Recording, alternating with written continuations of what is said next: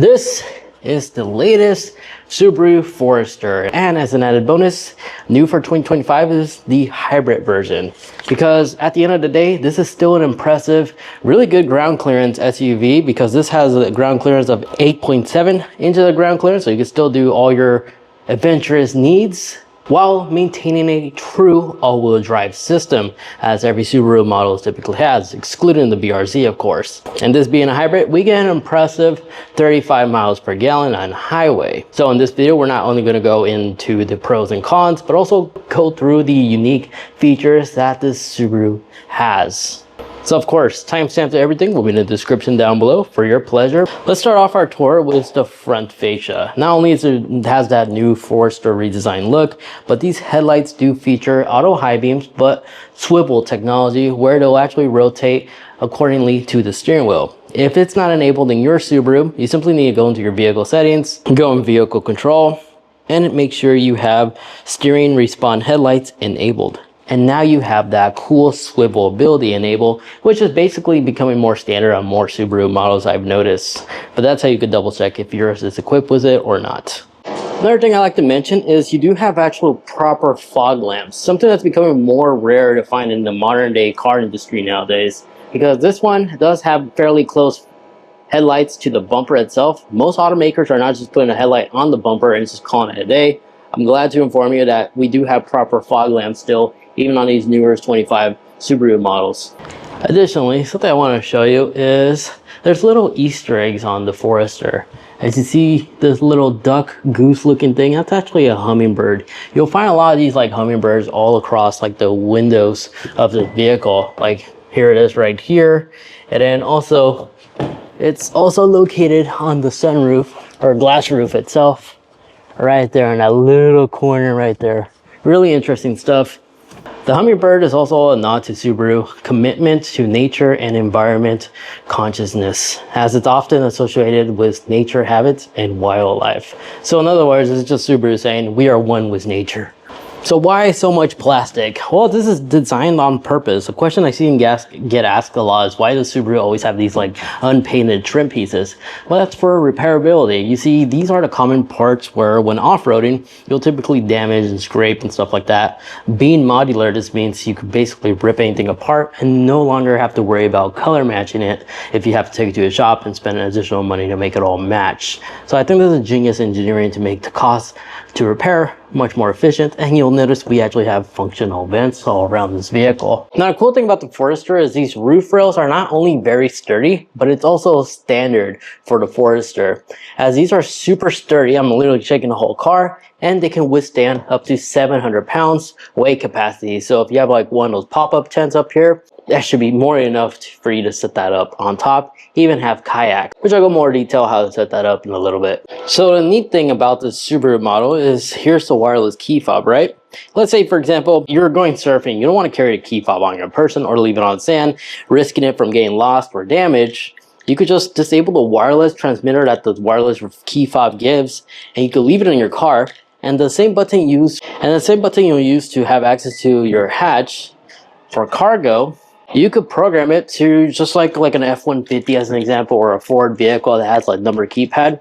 You could basically press on each time as like a custom combination pin that will allow you to store the key fob in your car and lock the car, and then just enter that pin to have access to it. If you'd like to find out how you can set that up, I'll have a little reference video on the top right, but it'll also be in the video description down below.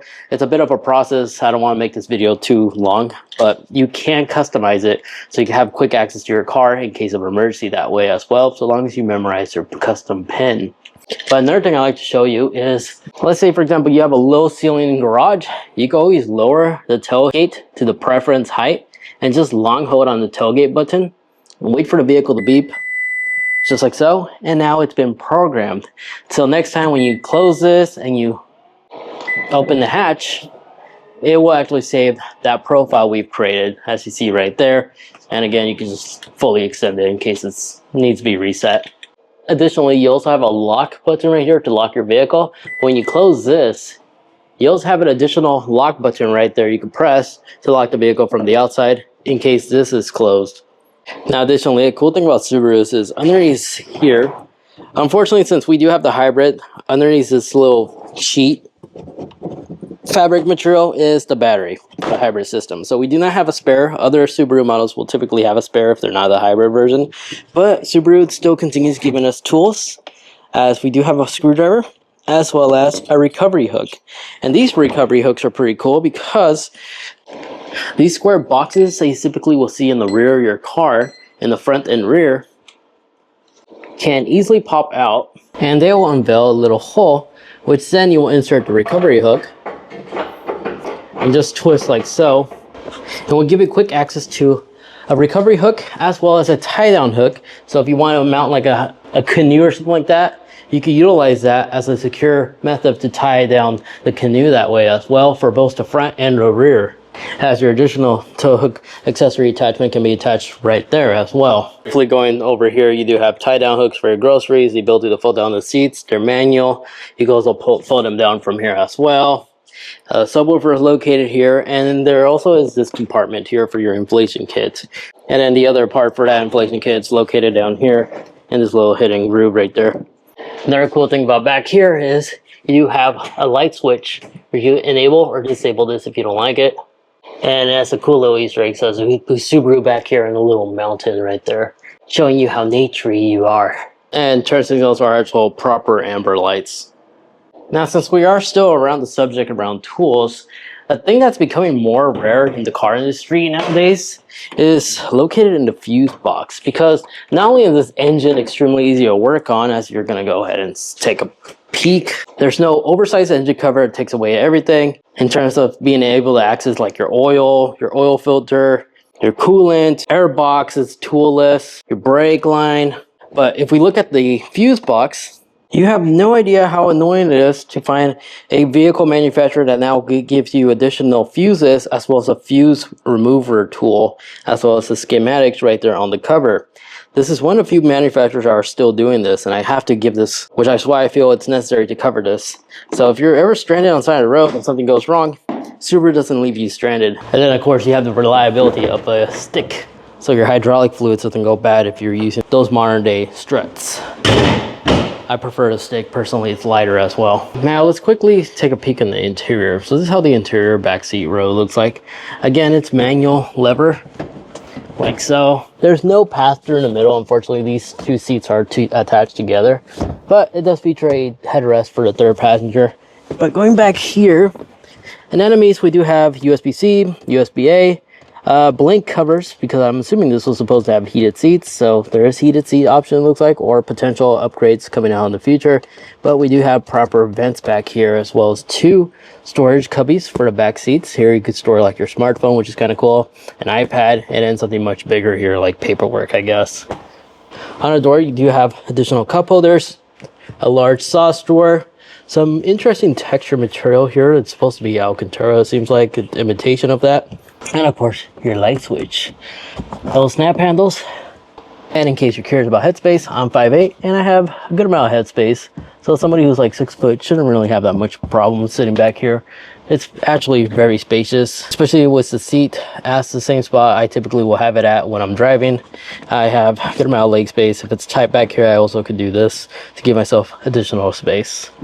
So yeah, it's pretty roomy back here. Let's go into the driver's side now and go over some of the cool infotainment features. So here we are in the driver's seat, and real quick, in case your key fob is ever dead, there is an emergency release which will give you access to a physical key to have access to the door.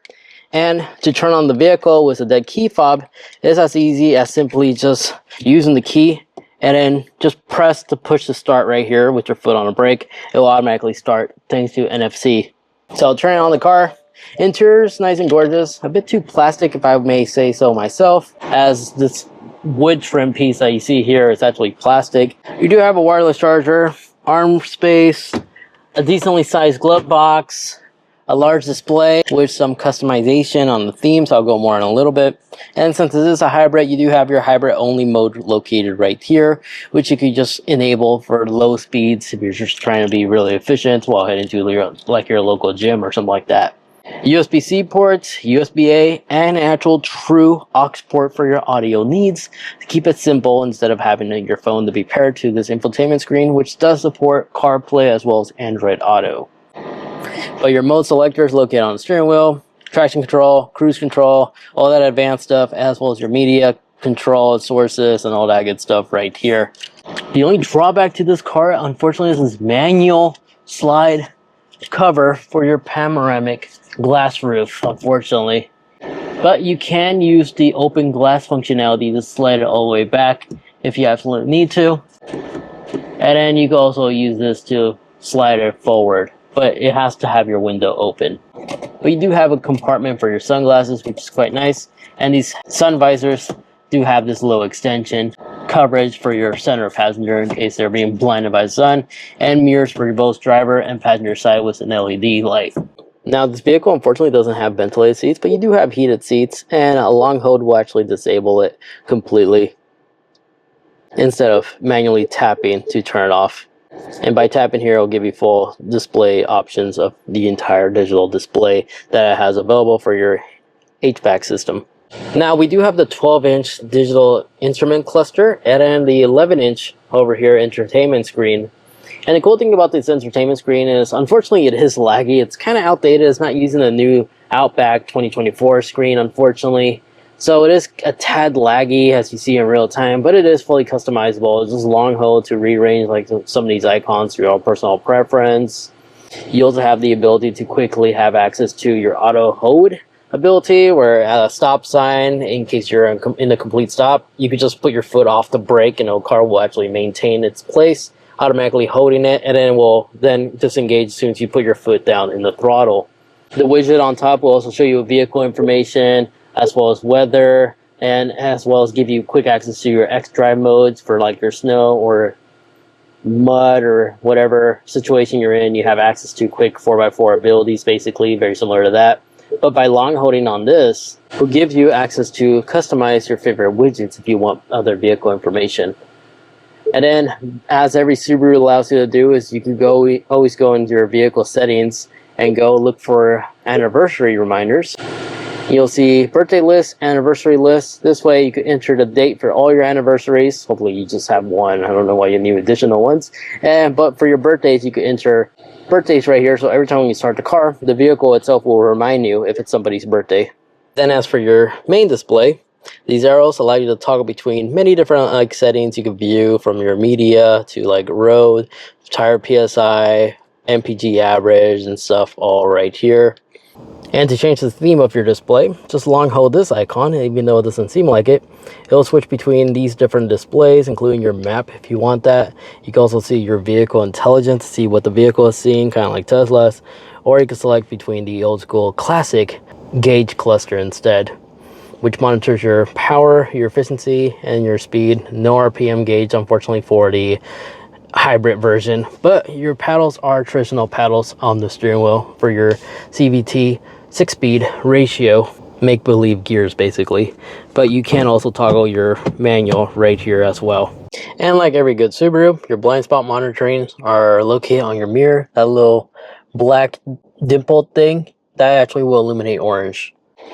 And there we have it. That is everything you need to know about this latest generation Subaru Forester in the hybrid format. But keep in mind, some of these famous features should be also found in other Subaru models as well. It's just a quick rundown in case you are in the market for one of these. Other than that, thank you guys so much for watching. If you'd like to watch more, check out this video over there, as that is the review of the Outback. And then the one underneath is another Subaru model, but this one is the Crosstrek with the Wilderness trim piece. Check out those two videos over there. Thank you once again for watching.